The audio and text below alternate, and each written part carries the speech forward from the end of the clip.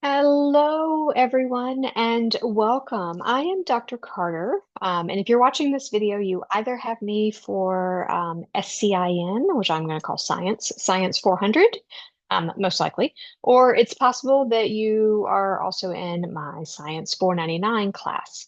Either way, this video is going to be the same for both. It is designed to be watched initially in Science 400, but if you're in 499 right now and you want a refresher of what we're doing, it's a great video to watch again. But so what I want to do right now is walk you through a little bit of our natural science senior capstone sequence. So those are those two courses I mentioned, that Science 400 and Science 499. They are a matched set. And the main thing or the main purpose behind this video is to really focus on the end goals of both courses, which ultimately is the same end goal. It's completing that last 499 class. But I have found in the past that sometimes I've gotten students in either class and they're not really sure where we're going, or they're not really sure exactly how to best succeed. And so that's really what this video is all about, is to give you context and hopefully set the stage from the very get-go. So without further ado, we're going to go through some slides. And then after you watch this video, again, if you're watching it, you're one of my students. So if you have any questions, you should feel free to ask those of me. So let's talk initially about 400. And again, if you're in 499 and you want to just skip forward till you see a slide that says 499, you can do that. Otherwise, I'll assume that we're all going through this journey together. So in Science 400, the first class is all about making a plan. And so what is that plan going to be? Science 400 is our research methods for natural science. This is the first of the paired courses that make up the senior capstone experience in natural science.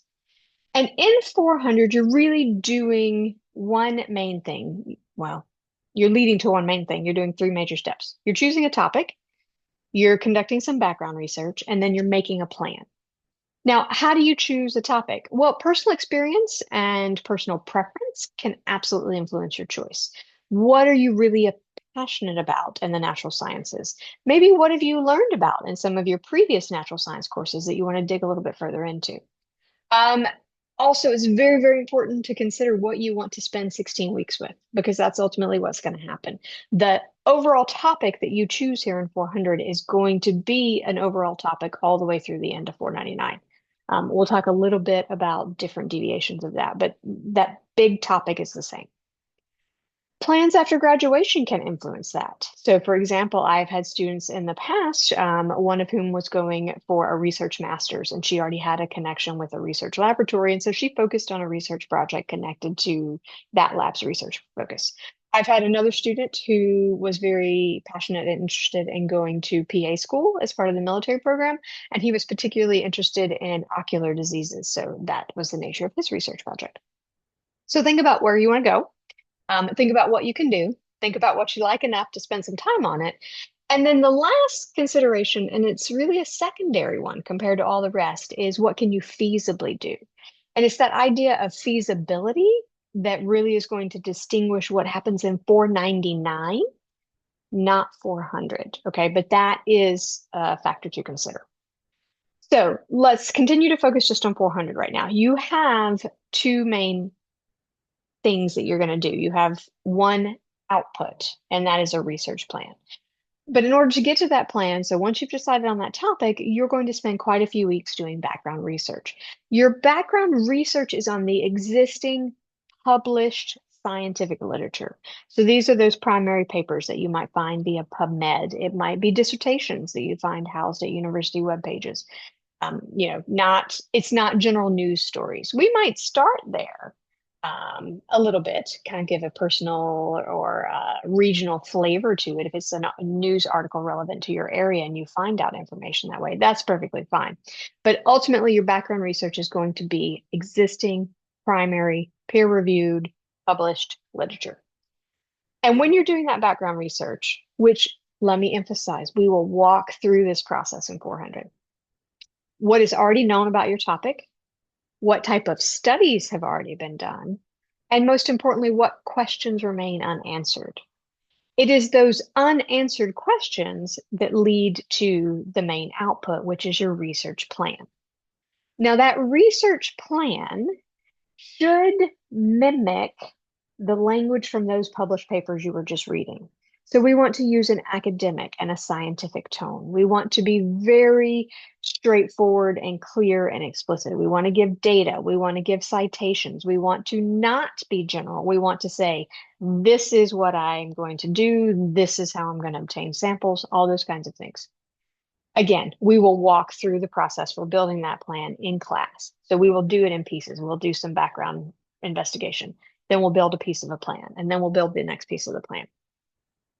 At this point in time, as you're developing that research plan, focused on a topic of your choice that you're interested in, that you want to spend 16 weeks on, you really should be approaching the plan from the idea of what would you want to do if you could do anything. Okay. This is where feasibility is not necessarily a matter of heavy consideration, because there are things that would be critical in researching your topic that ultimately you can't complete. And we'll talk about how that transition is made in 499. But so, for example, I mentioned my student who was previously interested in ocular diseases going to PA school. He developed and proposed a genetic study of a mouse model of a particular ocular disease. That is the way to have investigated that project or that question. Okay. Keep that. Let's put a pin in that piece. So you're going to have that research plan. You're going to have feedback from me at the end of 400 on that research plan. Or if you're watching this and you did not have me for 400 and you're in 499, you will have feedback from your instructor you had for 400. And that research plan, along with your instructor's feedback, is what transitions directly into 499. Okay, so now let me summarize just a couple of points, and then we're going to go to 499, and then we're going to just summarize again at the end. The reason why I want to summarize a couple points right now, again, is if you are here for me with 400, just really, really want you to focus on this slide right now and the output for 400. And what is really super important is the tone in which your plan is written and the tone in which each weekly assignment is written. And I will help you with that. But if you're getting feedback that says things like you're too informal or remember to mimic an academic paper, what I am talking about is when I pick up your plan to read, I should feel like I'm reading a scientific paper. That's the tone that we need, okay? And that's the language to mimic. And if you struggle with that in the future, if you have any questions about that, again, ask me those questions. So now let's transition to 499. And in 499, we're enacting the plan, maybe. This is where we get some caveats. So 499 is the second course in the sequence. Ideally, if you have me for 400, you have me for 499. It does happen that you do not always have the same instructor for 400 and 499. That is typically due to your own time constraints. But ideally, if you have me for 400, you're also going to have me for 499. And if you are registered for 400 with me, but not 499, check in with me so we can talk about the why of that. If you're not, it's okay. I will help you transition to your new instructor. The flip side of that is if you have me for 499, you don't have any idea who I am. Welcome. I'm Dr. Carter. Again, you're here with me for 499. If you did not have me for 400, we will work a little more closely in the early weeks so I can get caught up on your project, but we'll do that together. Okay. So now we're in 499. And in 499, we actually have two different pathways. So 400, there's one pathway. Everybody picks a topic. Everybody does background research. Everybody makes a research plan. It could be a field study. It could be a lab study. It is a research plan of some type.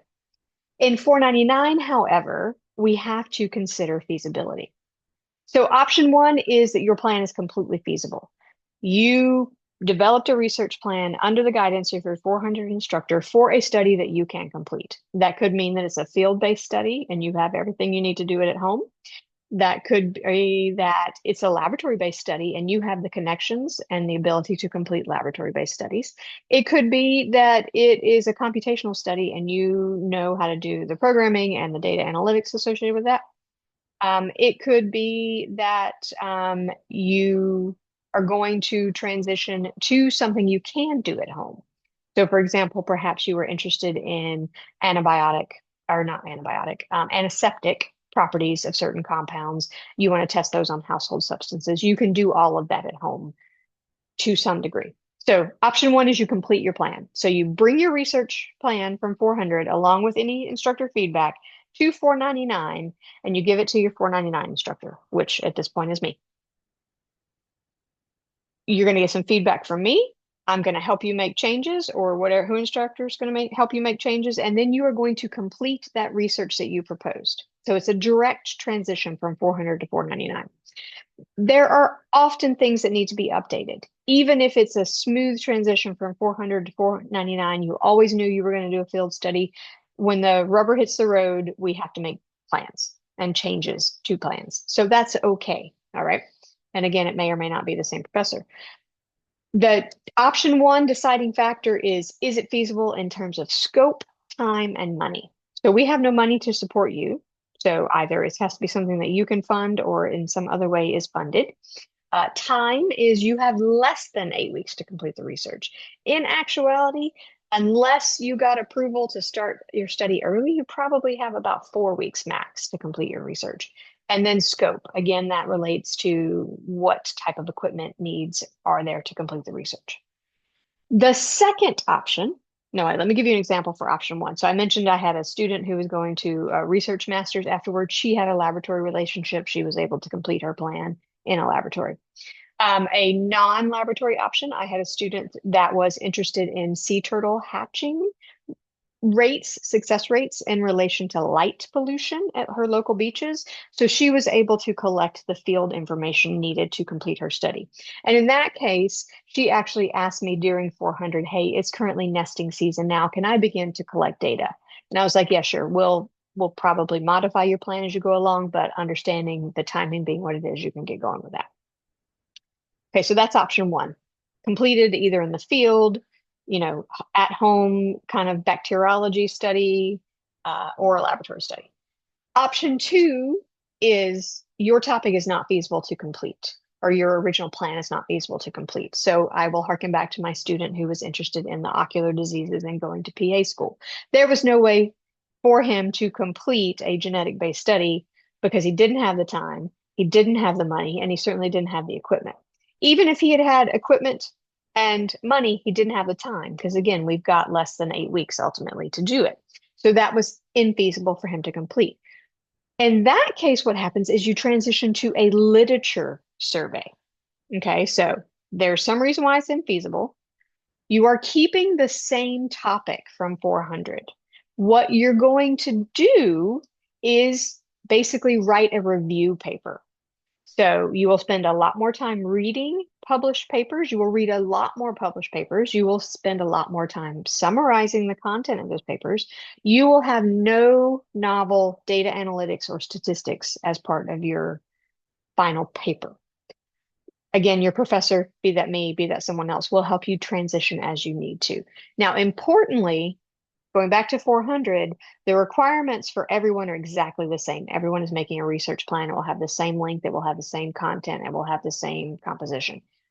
If you are in 499 at this point in time, or when you get to 499 and you're doing a literature survey, you will get guidance on what sections you will and will not have, because you will not have the exact same sections in your final paper as someone who's doing a research plan. But again, that will be sorted out when we get there.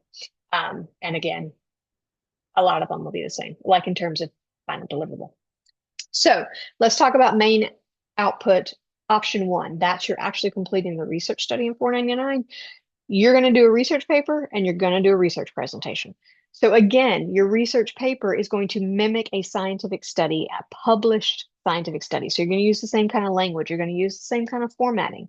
You're still going to have background research. There's a good chance that you will have already completed most of your background research in Science 400, but you might have to do a little more.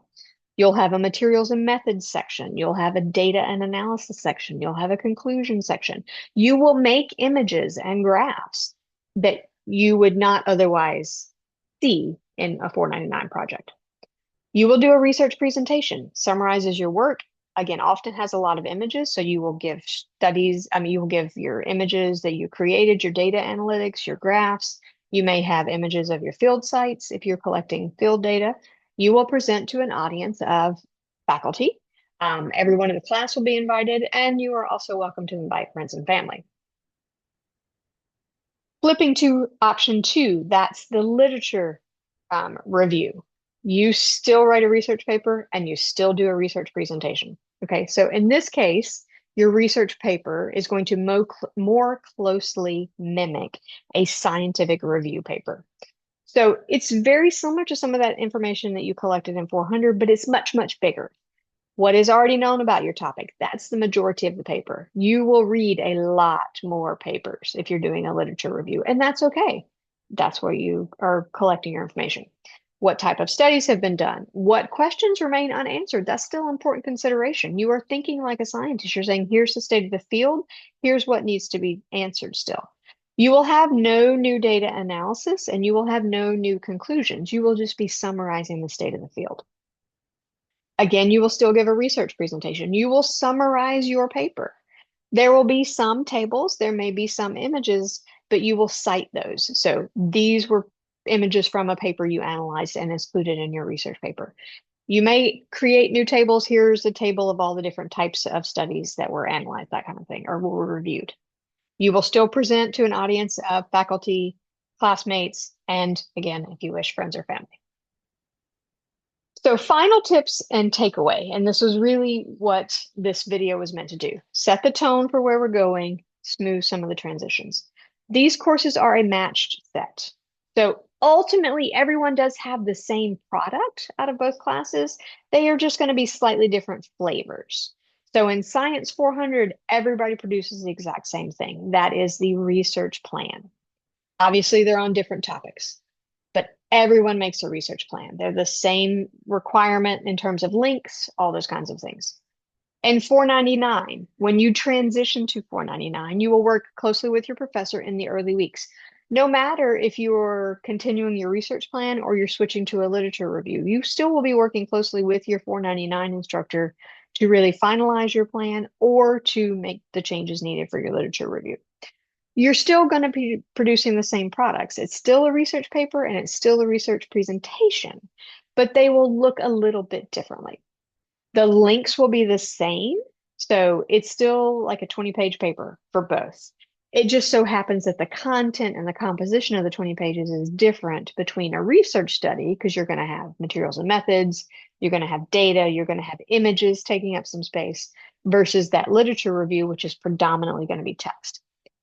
Everyone normally modifies the plan. I keep hearkening to that because I don't want you to feel hamstrung right away. Be like, well, I don't want to have to change my plan in 499. So I need to change a different or choose a topic that I can do. Everybody ends up modifying their plans, I promise. And again, the tone is still the same. It is still academic. It still sounds like a scholarly publication. And so that's sort of putting these two courses in context and how they work together, alleviating perhaps some concerns, or maybe just doing a better job of shining a spotlight on where we're going. So we definitely have an end goal. I've basically just very roughly sketched out our route, but as you get driving, you can think of 400 as your midpoint. There's a definite route to get to 400. You can think of your final destination, obviously, is 499, so you can get done, you can get that diploma. There are two routes to get there. And when you get to the start of 499, your instructor will help you choose your route and let you know where your pit stops are along the way. That makes sense.